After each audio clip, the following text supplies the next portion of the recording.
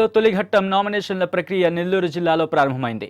4 విడతల్లో జరగనున్న పంచాయతీ ఎన్నికల్లో మొదటి విడతగా కావలి డివిజన్ పరిధిలో 9 మండలాల్లో 163 పంచాయతీలు 1566 వార్డులకు జరగబోయే ఎన్నికలకు సంబంధించి నామినేషన్లు స్వీకరించనున్నారు. ఉదయం 10:30 గంటల నుంచి సాయంత్రం 5 గంటల వరకు అభ్యర్థులు నామినేషన్లు దాఖలు చేస్తున్నారు.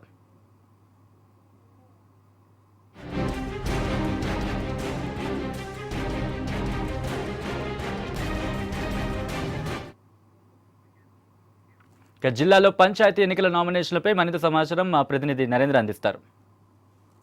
పంచాయతీ ఎన్నికలకు సంబంధించి నెల్లూరు జిల్లా వ్యాప్తంగా నామినేషన్ల ప్రక్రియ ప్రారంభమైందని చెప్పుకోవచ్చు. మొత్తం 46 మండలాలకు సంబంధించి 941 పంచాయతీలకి 4 దశల్లో ఎన్నికలు నిర్వహించేందుకు ఇప్పటికే ఎన్నికల కమిషన్ నోటిఫికేషన్ జారీ చేసింది. అయితే మొదట విడతకు సంబంధించి కావలి డివిజన్లో ఎన్నికలు అయితే జరగనున్నాయి. పూర్తి స్థాయిలో చూసుకుంటే కూడా కావలి డివిజన్ సంబంధించి మొత్తం 9 మండలాలకు సంబంధించి 168 పంచాయతీలతో పాటు 1566 వార్డు సంబంధించి కూడా పూర్తి స్థాయిలో మొదటి దశలో ఎన్నికలు జరగనని చెప్పుకోవచ్చు. అయితే దీనికి సంబంధించి ఇప్పటికే ఈ రోజు నుంచి ఉదయం 10 గంటల నుంచి సాయంత్రం 5:30 గంటల వరకు కూడా ఇక సర్పంచ్తో పాటు వార్డు సభ్యులకు సంబంధించి నామినేషన్ వేసేందుకు కూడా అధికారులు అవకాశం కల్పించారు. అయితే దీనికి సంబంధించి ఇప్పటికే అధికారులు అయితే పూర్తి స్థాయిలో అన్ని ఏర్పాట్లు పూర్తి చేసిన పరిస్థితి అని చెప్పుకోవచ్చు. అయితే పంచాయతీ పరిధిలో సంబంధించి కూడా మండల ప్రజా పరిషత్ కార్యాలయాలు కూడా ఈ నామినేషన్లు అనేది స్వీకరించున్నారు. ఇప్పటికే అధికారులు అయితే దీనికి సంబంధించి కూడా జిల్లా కలెక్టర్ కింది స్థాయి అధికారులు కూడా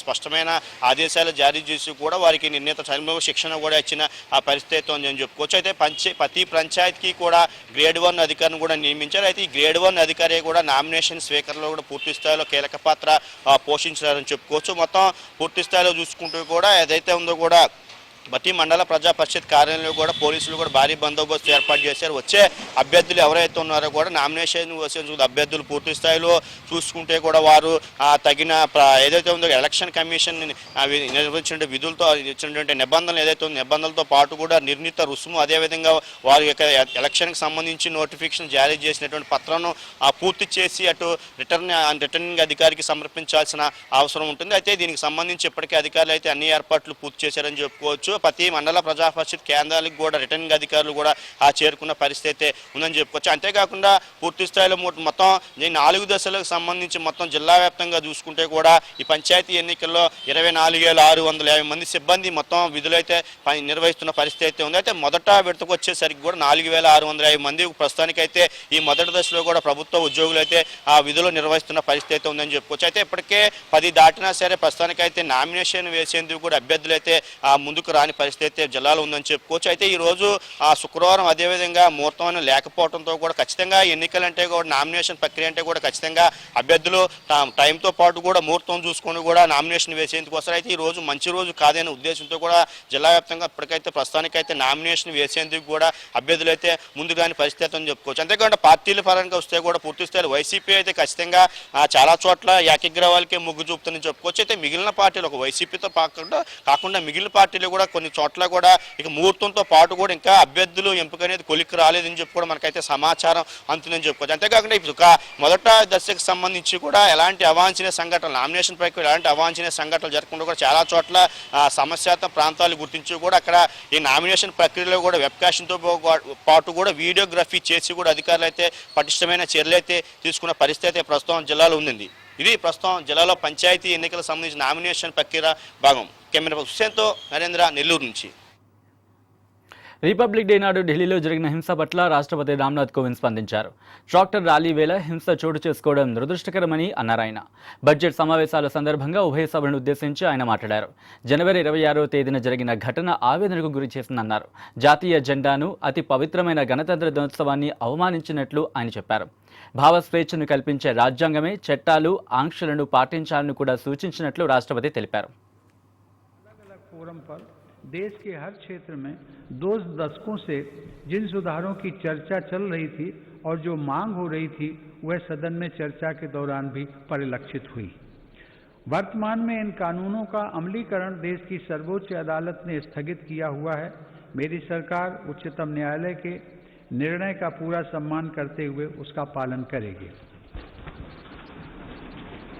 लोकतंत्र और संविधान की मर्यादा को सर्वोपरि रखने वाली मेरी सरकार इन कानूनों के संदर्भ में पैदा किए गए भ्रम को दूर करने का निरंतर प्रयास कर रही है।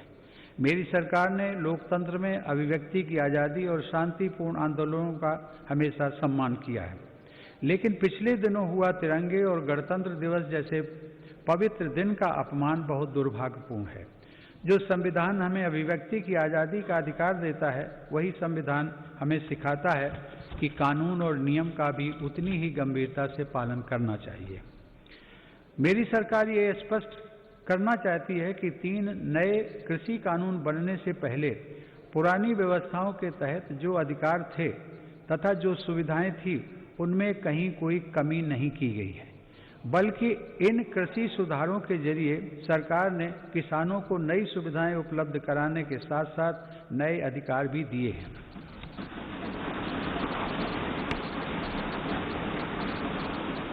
माननीय सदस्यगण, कृषि को और लाभकारी बनाने के लिए मेरी सरकार आधुनिक कृषि इंफ्रास्ट्रक्चर पर भी विशेष ध्यान दे रही है।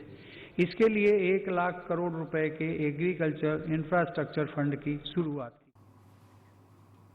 రైతు ఉత్పత్తులపై కనీస మద్దతు ధరను తమ ప్రభుత్వం పెంచినట్లు రాష్ట్రపతి వెల్లడించారు.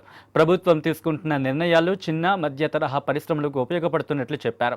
కొత్త సాగు చట్టాలతో సుమారు 10 కోట్ల మంది రైతులకు లాభపడుతున్నట్లు ఆయన తెలిపారు. కొత్త సాగు చట్టాల రూపకల్పన చేయకముందు ఉన్న హక్కులు, సదుపాయాలను తగ్గించలేదని రాష్ట్రపతి స్పష్టం చేశారు. కొత్తగా ప్రవేశపెట్టిన సాగు సంస్కరణలు రైతులకు కొత్త అవకాశాలను, హక్కులను కల్పించినట్లు రామ్నాథ్ చెప్పారు. इससे किसानों को अपनी फसल की ज़्यादा कीमत और ज़्यादा बचत का विकल्प भी मिला है। माननीय सदस्यगण, व्यापक विमर्श के बाद संसद ने 7 महीने पूर्व 3 महत्वपूर्ण कृषि सुधार, कृषक उपज व्यापार और कृषक संवर्धन और सरलीकरण विधेयक, कृषि सशक्तिकरण और संरक्षण, कीमत आश्वासन और कृषि सेवा करार विधेयक और आवश्यक वस्तु संशोधन विधेयक पारित किए हैं। इन कृषि सुधारों का सबसे बड़ा लाभ भी 10 करोड़ से अधिक छोटे किसानों को तुरंत मिलना शुरू हुआ।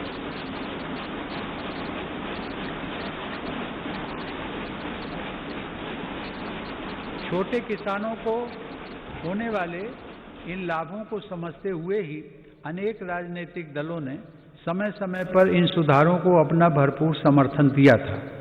देश में अलग अलग फोरम पर देश के हर क्षेत्र में 2 दशकों से जिन सुधारों की चर्चा चल रही थी और जो मांग हो रही थी। Red TV bulletin updates keep watching I news. మీతోని మీ వెంటే.